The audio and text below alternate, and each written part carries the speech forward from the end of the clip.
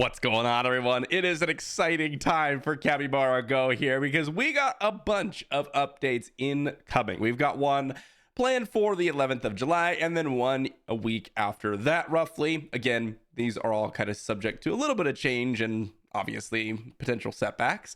That said, there are some key parts of this that seeming to be pretty solidified in what is coming. And I want to just talk about a few things that I'm doing to prepare for these updates as a free-to-play player. And the first thing I want to start off with is the new chapter content. So as of right now, there is only the normal mode for the chapter. And starting in a week from now, we are going to be getting access to the hard story. Now, there's seeming to be a group up effect where you can join in with another player, which obviously you want to find another player to be able to join in and see if you can actually get the maximum progression for it looks like. But if you're someone like me who tends to not actually have a ton of people that they're interacting with on a day-to-day in these games, which it can be a little bit tough with some schedules, all I'm doing is really just perfecting my build at the moment.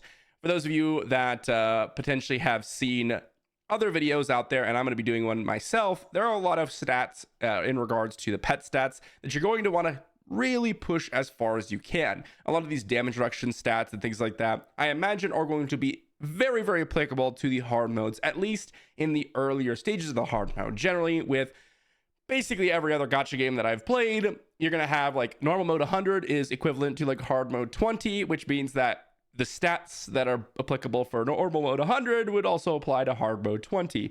Obviously, when you get to the equivalent stages, hard mode is going to be a lot more difficult, but at least making sure your build is pretty proficient for pushing campaign, making sure your things like icy bubbles or any other CC various based gear piece or build is really solidified to help you push the hard mode campaign. It's going to be really important. There's also going to be some talents, it looks like potential talents coming that are potentially obtained through the new story expeditions as well as the black market. And so the other thing that I am doing is I'm actually saving a lot of my gems. I spent a lot of them on the Ninja Turtle event, which is also coming up soon.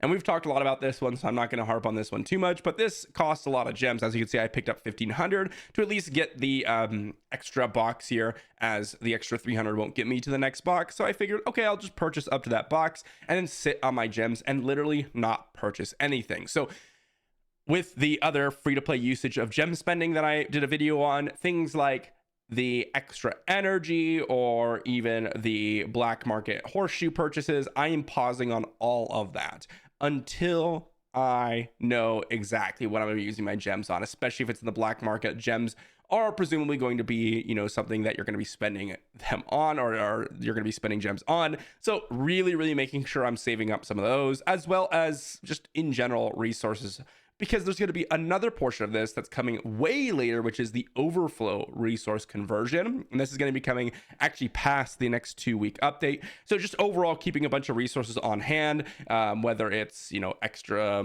power stones, which is another one that a lot of people don't use, or if it's extra eggs, if you don't summon a bunch of eggs these days, or if it's extra whatever resource that you may have that's extra, heck, even maybe books, which I feel like I never have enough, but maybe people have got extras out there.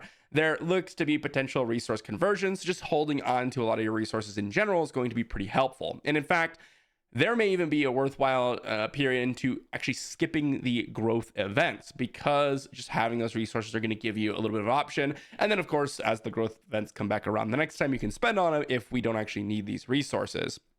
The other thing that's really interesting is the adventure resonance system. Now, I spoke about this and how you potentially could use the Piggy Warrior, but basically with the new adventure resonance system, it looks like you could share the star level and the level across 2 different adventurers at a given time. Now, a lot of people mentioned, okay, I think it's only going to be applicable towards Mythic, you know, like, okay, Mythic can only apply to another Mythic. And then people are questioning whether or not you're actually going to be utilizing that for your Teenage Mutant Ninja Turtle Mythic adventures, because these are event exclusive. I don't know. We don't know the details, but as a good kind of healthy practice is definitely pick up at least the shards for your adventurers. For the Piggy Warrior, the guild currency, you're not missing out a whole lot, even if you were to never ever get a ton of value out of this and the residence doesn't work for Piggy Warrior, you'll still be able to progress and get the extra star bonuses for the all adventure bonuses. So to me, honestly, Piggy Warrior should be a default for basically every account, period, just because it's a very good permanent progression for a currency that, while it is good, isn't going to give you a massive bonus if you spend somewhere else, like extra tickets.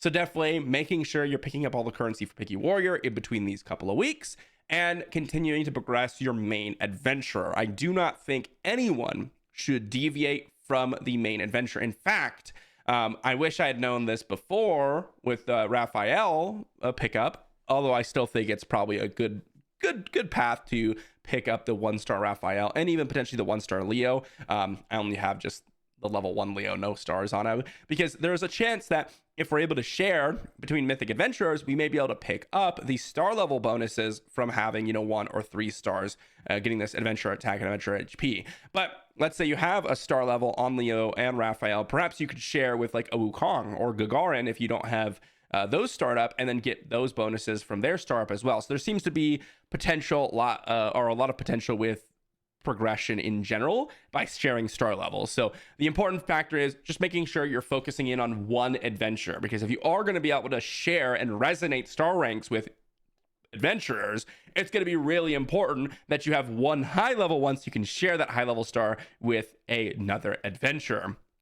Along that note, it looks like the resonance stones are going to be able to be picked up in the magic crystal shop. So if we pop on over to the shops here, this shop with these magic crystals, it looks like this is where you're going to be able to pick up the resonance stones. Now, I picked up a Arcana just before I knew about these updates, but if you are someone who is getting close to being able to buy an Arcana, or if you are, investing in the keys, or maybe you're picking up the Pando tokens, whatever it is that you're buying, elite packs, I still think you should be picking up the elite packs, but after that, try to hold off on picking up the Arcana. These things will be here for you in the future, and you may end up wanting those magic crystals to be able to pick up the Residence Stone to be able to share those adventurer ranks. And again, it's not like you're gonna have these magic crystals disappear if you don't pick up your Arcana immediately once you hit the 1200, so that's gonna be pretty nice.